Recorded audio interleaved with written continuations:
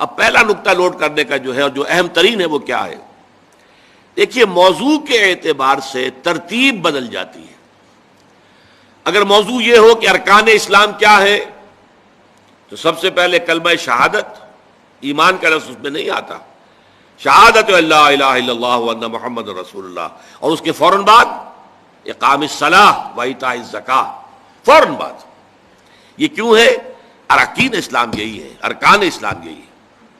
اسی طریقے سے اسلامی معاشرے کے اندر اس کی جو ہمیں تنظیم کرنی ہے، آرگنائز کرنا ہے، اس میں اہم ترین چیز کیا ہے؟ نماز اور زکوٰۃ۔ لیکن یہاں بحث ہے نیکی کی حقیقت کیا ہے۔ یہاں آپ دیکھ رہے ہیں کہ نماز اور زکوٰۃ کو بعد میں لے گئے اور پہلے آ رہی ہے انسانی ہمدردی۔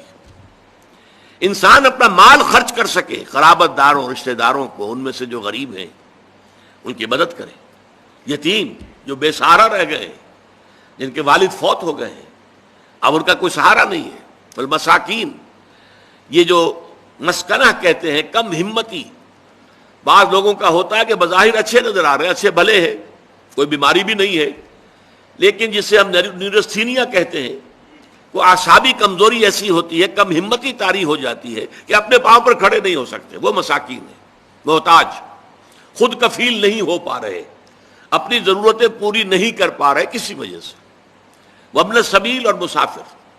اس لیے کہ مسافرت میں یہ کیفیت پیدا ہو سکتی ہے کہ ایک شخص اپنے گھر میں اچھا بھلا ہے، اب آج کل تو آپ کو معلوم ہے ٹریولر سیکس بھی ہیں اور فلاں بھی ہے اور فلاں بھی ہے، پہلے تو کچھ نہیں ہوتا تھا، اور راستے میں جو پونجی لے کر آدمی چلا ہے، فرض کیجئے چوری ہو گئی تو اب تو وہ بالکل بے یار و مددگار ہے، اس کے پاس کچھ بھی نہیں، کوئی جاننے والا نہیں، کوئی قرض نہیں لے سکتا، کسی سے مانگ سکتا۔